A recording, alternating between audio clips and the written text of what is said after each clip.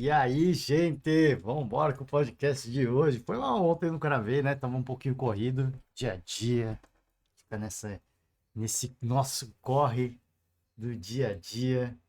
E não consegui gravar, mas vamos hoje. Felipe Luiz apresentado, vamos falar de bastante coisa, vamos falar de bets, né? As bets autorizadas pelo Ministério da Fazenda. Então tem bastante assunto. Como sempre, eu preciso correr, vou tentar agilizar.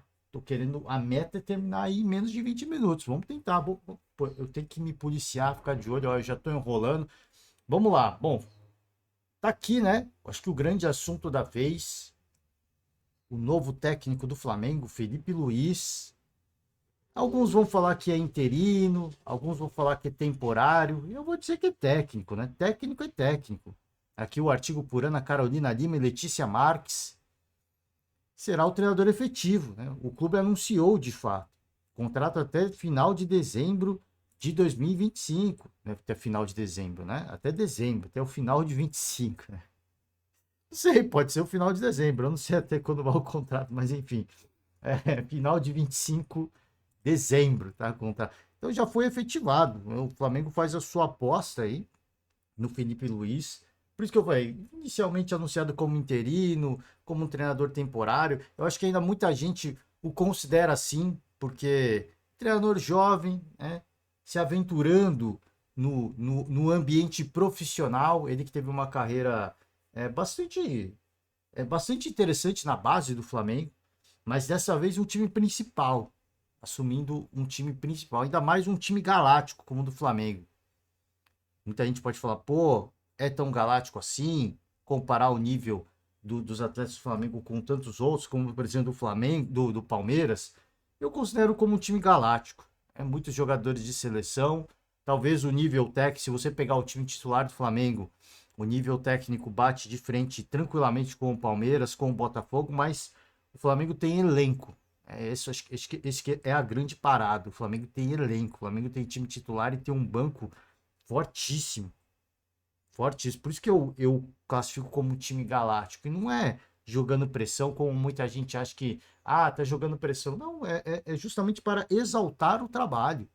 Eu gosto de falar isso para exaltar o trabalho. Não se chega no ponto que o Flamengo chegou hoje, com os grandes nomes que tem hoje, por acaso. É com muito trabalho.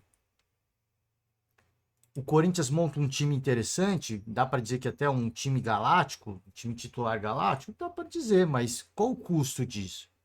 Quando a gente fala da dívida do Corinthians, 2 bilhões, né? O caminho natural que a gente imagina é esse que o caminho que o Galo seguiu. Uma dívida de 2 bilhões acabou virando SAF, não tem jeito. É um caminho natural. O Flamengo chega a esse ponto sem virar SAF, sem ter que virar SAF. Como o Palmeiras chega.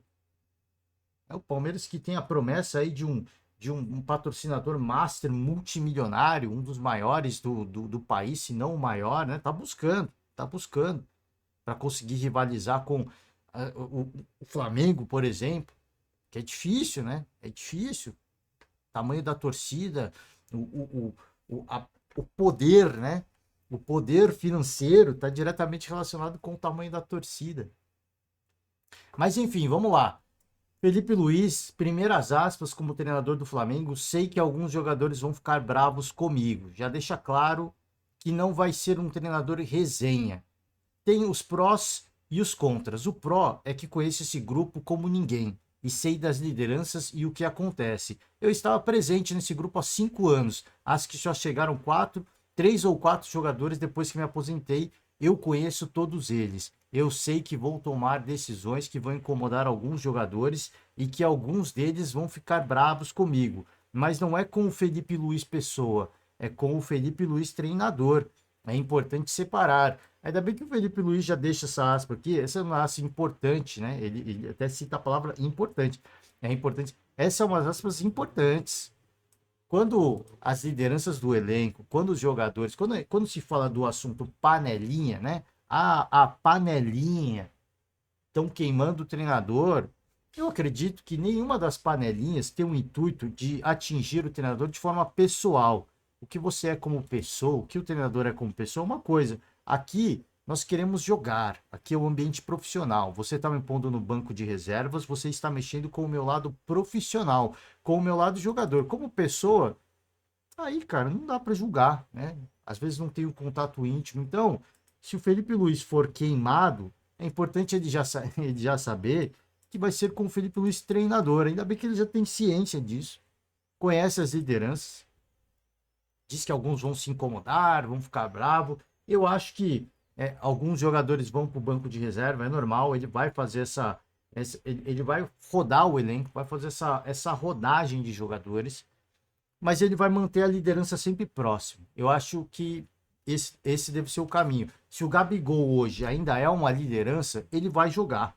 E não tem assunto. E não tem papo. Não adianta ele falar, é importante separar. É importante separar. É importante ele separar que se ele for queimado, ele saber que, né, pô, foi o Felipe Luiz treinador, não o Felipe Luiz pessoa, né? Então, assim, a gente...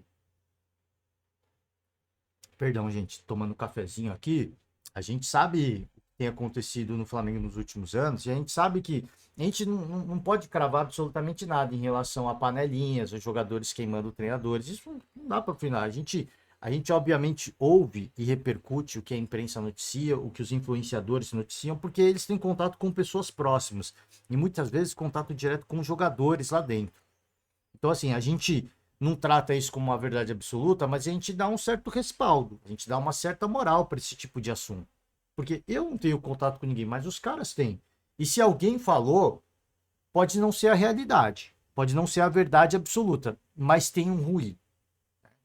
Tem um ruído. Se alguém de dentro do Flamengo falou isso, obviamente que alguns falam para causar um rebuliço, tem interesses políticos, mas tantos outros falam com o objetivo de gerar assunto, de gerar fofoca, e não falam, e muitas vezes não se joga um assunto ao vento.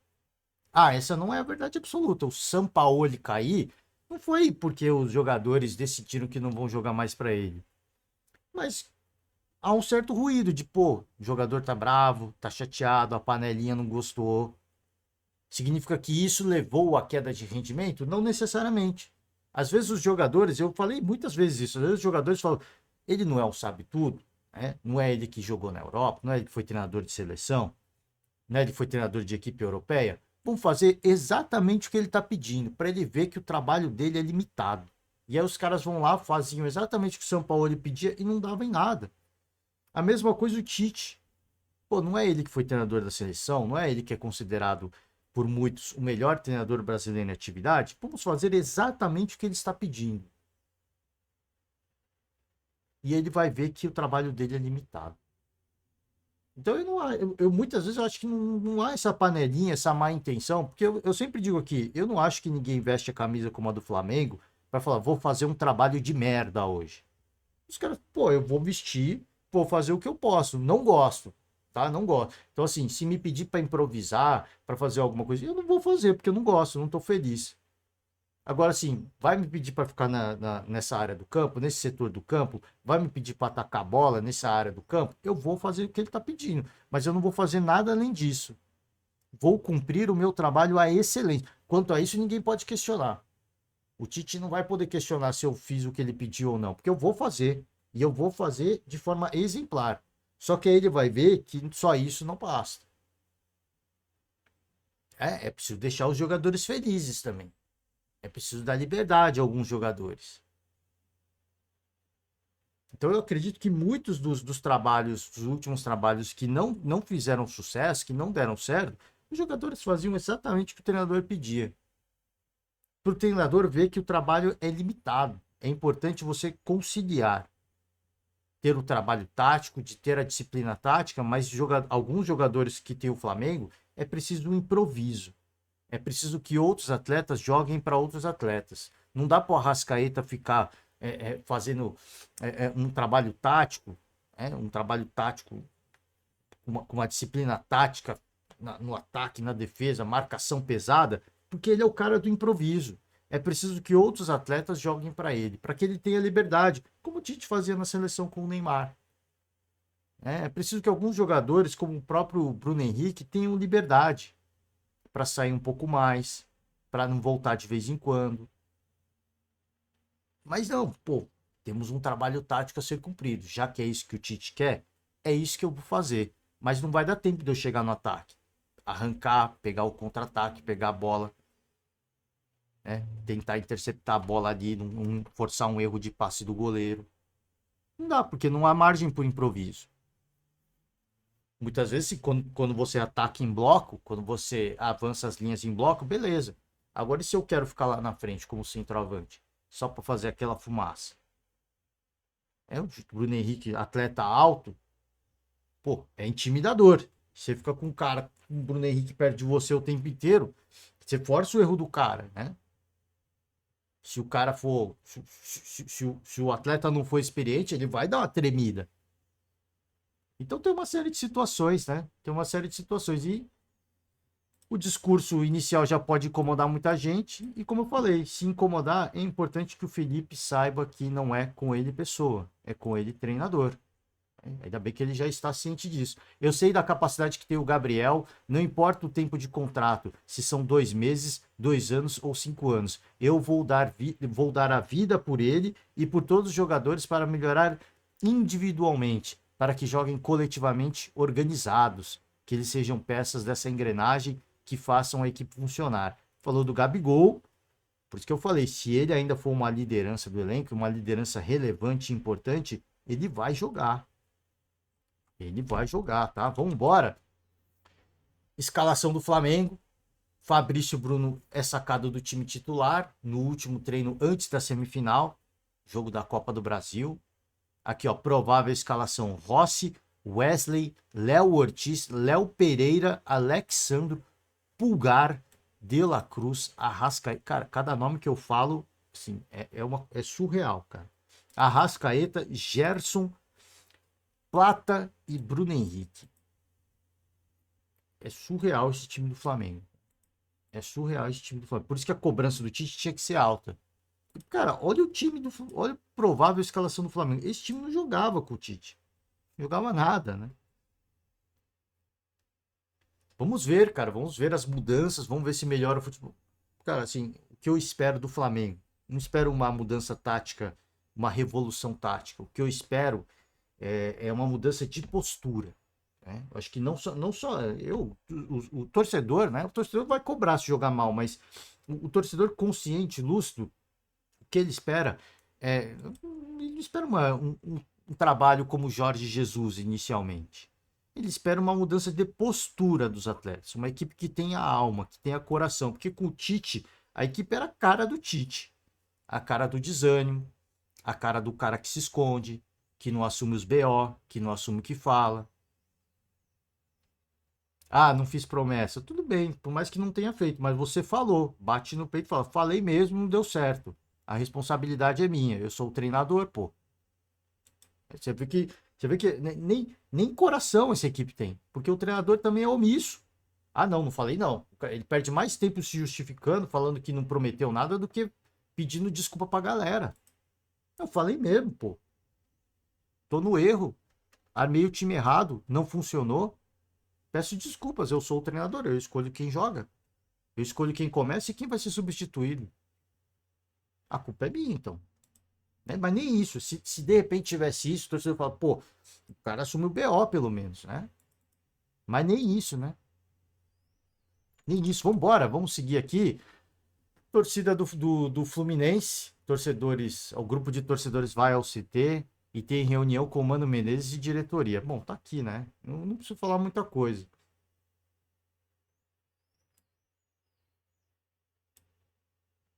Preciso falar mais alguma coisa? A gente faz aqui alguns segundos de silêncio, né? Por Bárbara Mendonça, Gustavo Garcia, Marcelo Neves. Não estava programada essa visitinha, mas aconteceu uma reunião. Interessante aqui, ó. É interessante, gente. Ó, cara, que situação constrangedora, cara. Que situação. Olha o Mano Menezes aqui, cara. A cadeirinha de plástico. Cara, que situação. Isso aqui é a cara do Fluminense hoje. Isso aqui é a cara. O Fluminense está na zona do rebaixamento. Aí você olha essa imagem. Isso aqui é a cara do Fluminense hoje. Cara, que situação constrangedora. Constrangedora. Os caras acham que isso enriquece. Cara, Aí a gente começa a falar, pô, gestão presidente Mário Bittencourt, né? Me parece uma gestão diferente, me parece que estão fazendo algo diferente. Não estão fazendo nada de diferente, né? É por essas e outras que você olha e fala, o que tem de diferente? Não tem nada de diferente. O que pode acontecer diferente? Não pode acontecer nada de diferente. A bola jogada dentro de campo, torcer para os outros errar e para a gente acertar. É isso. É na superstição, é no bumba meu boi, né? No famoso bumba meu boi do futebol. Taca a bola ali, vem para cá e se acontecer, aconteceu. Se cair, nós vamos cobrar geral. E os caras vão abrir a porta para o torcedor. É o mais do mesmo. A conversa durou cerca de 2 horas e aconteceu antes de o presidente Mário Bittencourt conceder entrevista coletiva na tarde dessa terça. Em conversa com o grupo, Mano explicou que as oscilações do time são naturais devido à presença de jovens. Cara, o Mano Menezes tem que dar satisfação pro torcedor. Tá aqui, ó. Isso aqui é a cara do Fluminense hoje. Olha, cara, que cena constrangedora, né? Gravem isso na memória, que eu vou ficar dando, gravem isso na memória. Isso aqui é constrangedor. Não tô nem, tá zoando a cadeirinha de plástico, se os caras não tem, não tô nem falando da questão financeira, gente. Isso aqui, ó, uma sala totalmente improvisada, um negócio amador. Os caras pegaram a primeira cadeirinha que acharam. Olha isso aqui, cara. Isso aqui não existe, mano. Isso aqui, no futebol profissional, isso aqui não existe. Tá, porra. Bom, não vou falar o que eu tô pensando aqui, porque, né, senão a gente ofende algumas pessoas. Mas, enfim, você torcedor tricolor, né, que quer falar poucas e boas também, vai lá, cara. Vai lá, você tem o direito também. Se um grupo de torcedores pode falar com o Mano Menezes, você tem o direito também. Cola lá, quero falar com o Mano também. Que aqueles caras não são exclusivos. Eu quero falar também. Pô, qual foi, né? Enfim, né? Enfim. Vamos de Vasco da Gama? Vasco da Gama. Bom, o Flamengo fez críticas ao Vasco e o Corinthians por irem ao STJD pela mudança de datas, né, da Copa, dos Jogos da Copa do Brasil. E aí o Vasco rebateu o Flamengo. Mais cedo, o Flamengo fez duras críticas a Vasco e Corinthians. Em nota, o clube afirmou que a tentativa de impugnação feita por eles no STJD foi uma atitude de total desapreço ao princípio da isonomia e da igualdade de condições esportivas. O Vasco respondeu que o rival carioca fez contorcionismo para confundir o público e distorcer o posicionamento do clube de São Januário. Vou pegar aqui alguns trechos, a nota é curta. Na tentativa de justificar o injustificável, o rival se beneficia da alteração da data da partida de volta da semifinal da Copa do Brasil, exercita o contorcionismo para confundir o público ao distorcer o posicionamento do Vasco. É fato que o Vasco prontamente recusou a alternativa da CBF por ir contra aos regulamentos e principalmente por estabelecer de forma injustificada um benefício indevido a certos clubes em prejuízo de outros. E o Vasco foi além, em um ato de boa-fé, manifestou-se no sentido de concordar com eventual participação da partida para 16/10, por se tratar de permissão do próprio calendário. Boa-fé você tem ou não. Palavras fortes do Vasco da Gama, né? Cara, cada um vai defender o seu. O Vasco e o Corinthians vão defender o seu, o Flamengo vai defender o dele, o Atlético vai defender o dele. E tá tudo bem, cara. Tá tudo bem. Eu acho que o jogo de palavras ele faz parte. Uns vão falar daqui e outros vão falar de lá. O importante é você, né, manter a sua posição, defender o que é seu e não ficar calado diante de algumas situações. Eu acho que o torcedor gosta disso. O torcedor gosta disso. Imagina, o Flamengo faz essas críticas e o Vasco fica quieto. Não, precisamos falar. Já que você quer falar, eu também vou falar. Porque falar não custa. Falar não custa. Já que vocês querem falar, nós vamos falar também. E aí o STJD vai decidir, né, quem que tá correto ou não. Vambora, vamos que vamos. Pô, vamos passar pelas bets e a gente vem pro encerramento. Ronaldinho Gaúcho, Jeromel, né? Aqui, ó, ministro da Fazenda divulga a lista das bets liberadas para atuar no Brasil. Isso tem relação direta com o nosso esporte, né? O nosso futebol, mas todos os esportes brasileiros, porque muita gente faz a sua fezinha, né, nas bets. Aqui algumas bets autorizadas, né? Algumas bets autorizadas. Cara, vou dizer para você que várias eu não conheço, tá? Eu conheço a Betfair, tem tantas outras que eu não conheço. Você vê quantas bets estão em atividade no Brasil. Quantas e quantas bets estão em atividades, essas foram liberadas, como foi, autorizadas pelo Ministério da Fazenda, tantas outras já fizeram o seu pedido e tantas outras vão seguir atuando na ilegalidade, né? Isso faz parte. É um mercado multimilionário, bilionário, né? Bilionário. Aqui, ó. Somente em agosto de 2024, 5 milhões de beneficiários do Bolsa Família gastaram 3 bilhões de reais com as bets. Então você vê que é um mercado que gira muito dinheiro. Muito dinheiro. Vamos lá, vamos aqui, ó. Trouxe a notícia do X, né, do Twitter. Por quê? Porque também tem relação direta com o nosso modo de viver. O X informa o STF que vai pagar as multas. É aquela coisa, gente. É aquela coisa. Bom, ó, quando você abriu o Twitter, quando você abriu o X, eu não falei sobre isso aqui porque a gente fala mais de esporte, né? Os países que tinham mais atividades no X, no Twitter, era o Brasil. Né? O Brasil é uma loucura. Né? Alguns assuntos do Brasil chegavam no Trending Topics mundial. Né? Era o assunto mais comentado no mundo. Só para você ver o poder do brasileirinho que se utilizava da rede social. E aí, o dono do X, ele entrou numa briga com o STF. Cara, gente, não vou entrar numa discussão política aqui. Você acredita no que você quer acreditar e você julga o que você quer julgar. Eu só tô falando assim, cara, você é uma empresa, né?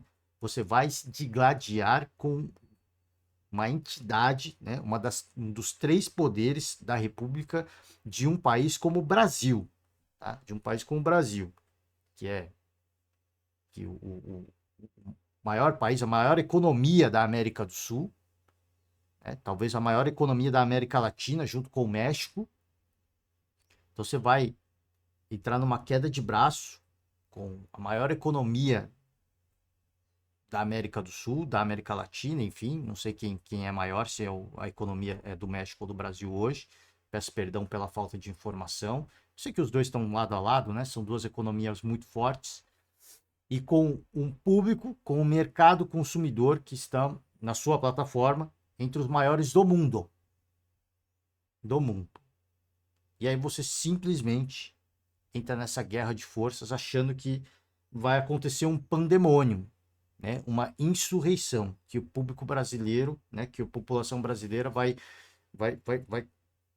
protagonizar uma insurreição, vai tomar o poder, vai liberar o ex e você será o grande comandante da nação brasileira, né?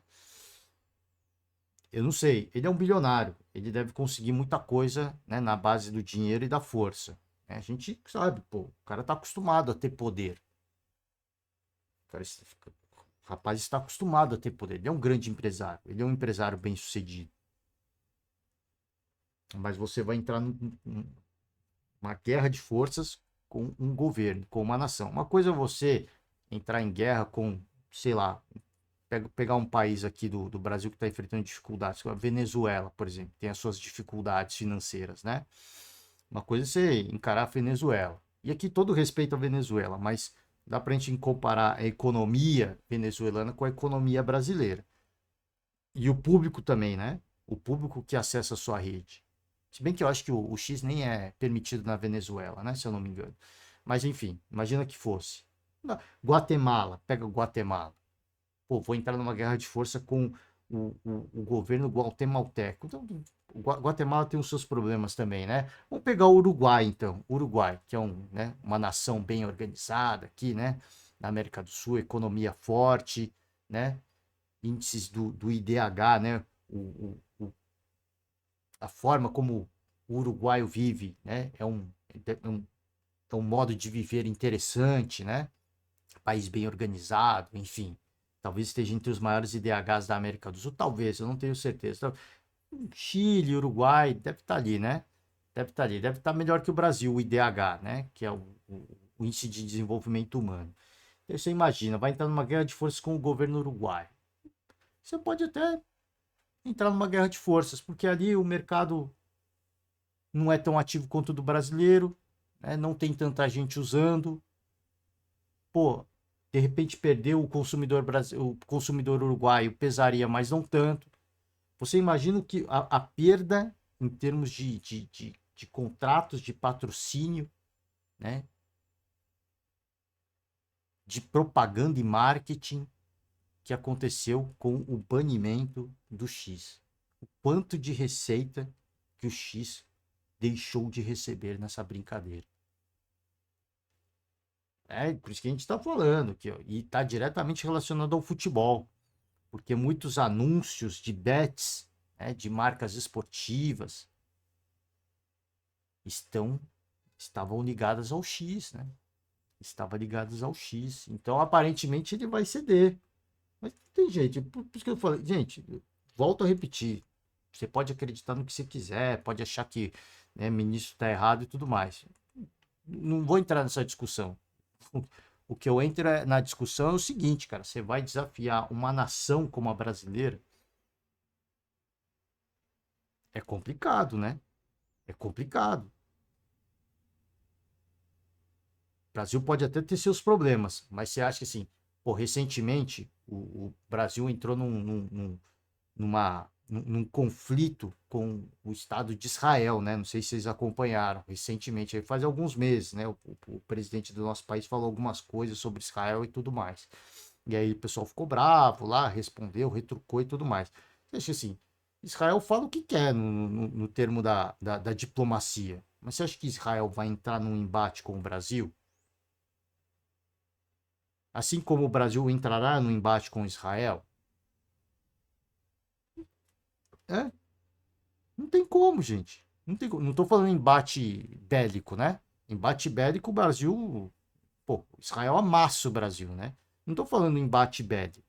Estou falando assim, no embate de, pô, sanções, né? Restrições econômicas. Você vai ver, assim, pergunta para alguém o que aconteceu depois daquele embate com Israel. Lula falou mais um pouquinho de Israel nesses últimos dias. Vai ver o que aconteceu, se o Brasil deixou de comprar, deixou de vender de Israel. Não deixou, gente. Não deixou. Por isso que eu falo, você acha que eles vão entrar no embate? Não, eu sei do poder que tem cada um. Na diplomacia a gente fala o que quer, na economia, cara, a gente vai seguir fazendo o que a gente sempre faz. Isso aí é só para. Agora aqui é grana, aqui é din-din, né? O embate com o X é din-din. Uma coisa era essa guerra de informações, de postagens, né, do ministro e do dono do X, ficar naquela guerrinha infantil, né, de um criticar o outro e seguir o X atuando no Brasil, pô. Você está ganhando dinheiro, nós estamos ganhando dinheiro, né, porque o Brasil ganha dinheiro com isso também. Nós estamos ganhando nosso dinheiro. É como se fossem dois países fazendo transações econômicas. Na diplomacia, a gente se xinga, mas na economia tudo segue funcionando. Agora aqui não.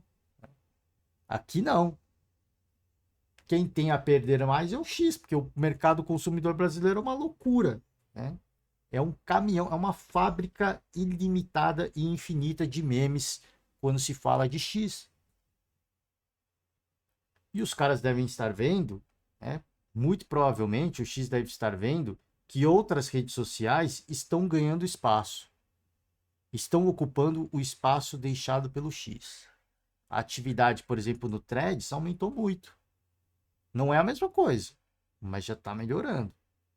E se forem forçados a atuar no Threads, o X no Brasil vai virar história. Porque nós não somos consumidores de coisas, de postagens que vêm de fora. O brasileiro gosta de coisa postada em português, PTBR.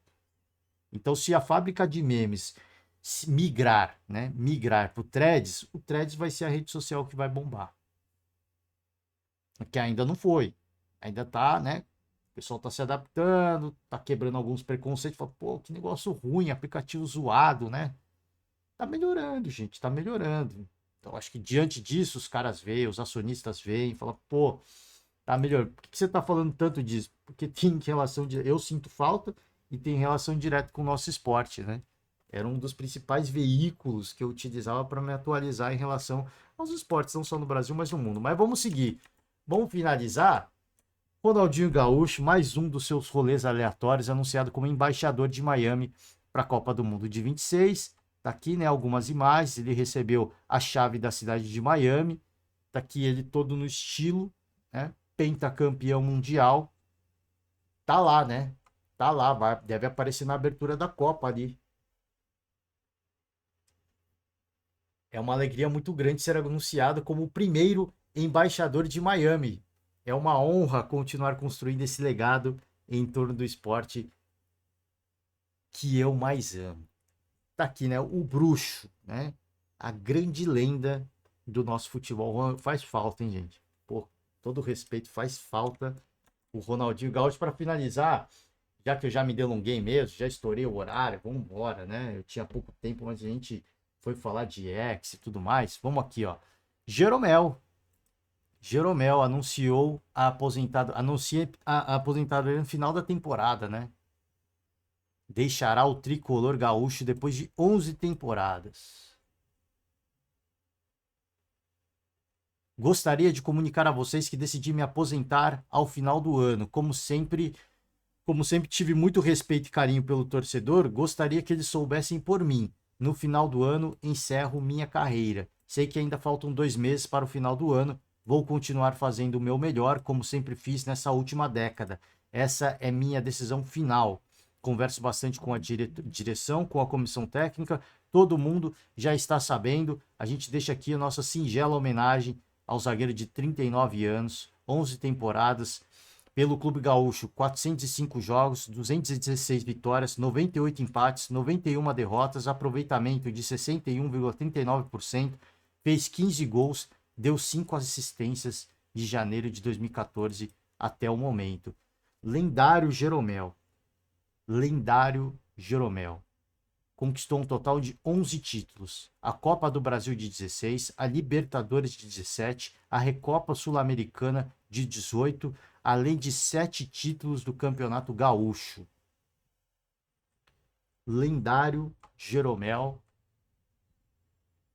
Cara, vamos acompanhar, né? Eu não vou rodar a coletiva ainda, porque eu acredito que vai ter uma despedida à altura, né, do personagem que é o Jeromel.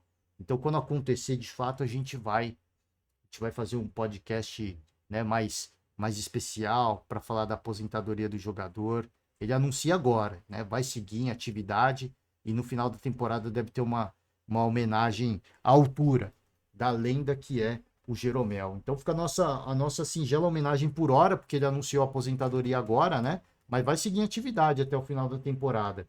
E, cara, a gente deseja todo sucesso ao atleta nessa nova jornada pós-jogador. Não sei se vai seguir no Grêmio, algum cargo de gestão, vai seguir nos bastidores. Não sei o que vai acontecer. A gente torce pelo melhor, né? É sempre muito difícil, né? É sempre muito difícil. A gente sempre fala, pô, eu sempre falo aqui, cara.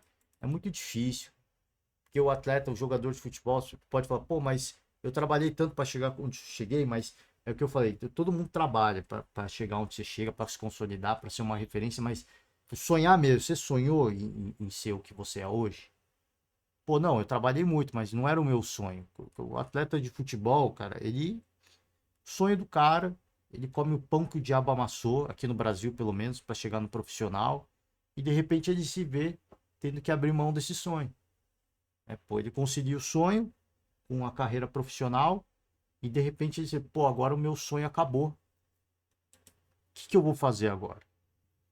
A vida inteira ele viveu o sonho dele. E agora, né? O que eu vou fazer agora?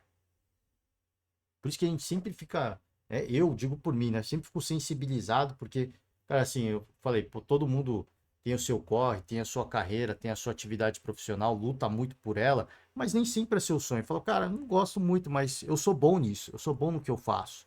E eu vou seguir investindo nessa carreira. Porque pode não ser o que eu sonhei, pode não me trazer tanta alegria, mas eu sou bom, né? Curiosamente, eu nasci para fazer isso. Então eu vou fazer o meu melhor e vou ser o melhor. Né? Muita gente é assim, a maioria eu diria, a maioria. Pessoas acabam caindo numa carreira, algumas por acaso, algumas porque escolheram, e investem nela porque descobrem que são boas. Gente. Cara, eu sou muito bom nisso, mas não é o meu sonho. Se eu pudesse ter a minha churrascaria, se eu pudesse ser um jogador de vôlei, se eu pudesse jogar curling, se eu pudesse ser um atleta de patinação do gelo, né? Se eu pudesse ser um chefe de cozinha, se eu pudesse ser um grande empresário, tudo isso, pô, eu seria. Era o meu sonho. Mas eu descobri que eu sou bom nisso. E eu vou investir nisso e vou ser o melhor. É, o jogador de futebol cara, é o sonho do cara. Pô, meu sonho, trabalhei, comi o pão que o diabo amassou. Cheguei aqui, vivi o meu sonho ao longo de toda essa temporada. E agora o sonho acabou. E o que eu vou fazer agora? Porque comentar futebol é legal, mas não é o meu sonho. Pô, ser dirigente é legal, mas não é o meu sonho. Né? Tem dessas coisas a vida, né? Enfim, gente, como eu falei, a gente finaliza aqui com a nossa singela homenagem ao Jeromel. Tenho certeza que vão ter mais homenagens ao longo da temporada, nesse restante de temporada, e a gente vai trazer, cara. A gente vai trazer, né? É um grande protagonista, uma grande figura. E mais uma vez fica aqui, ó, nossas palmas ao Jeromel, porque ó, só os títulos que eu trouxe aqui, cara, tem gente que sonhou com a Libertadores a vida inteira e não ganhou. Jeromel ganhou. Tem gente que sonhou com a Copa do Brasil a vida inteira e não ganhou. O Jeromel ganhou. Então, 7 títulos gaúchos. Cara, um espetáculo, um monstro, tá? E é isso. Eu sempre desejo aí muito sucesso. Não sei se quiser simplesmente não fazer nada. Eu acho que o Jeromel também consolidou a sua carreira para não fazer nada, né? Então, se o próximo sonho dele for não fazer nada, que assim seja, Jeromel. Muito sucesso na sua caminhada, tá? Encerro por hoje. Valeu demais. Muito obrigado. Ó, para finalizar, ó, Copa do Brasil, tá? A gente vai acompanhar de tudo um pouco. Amanhã nós estamos de volta para acompanhar os primeiros jogos da semifinal da Copa do Brasil. Grande beijo, grande abraço. Encerro por hoje. Tchau.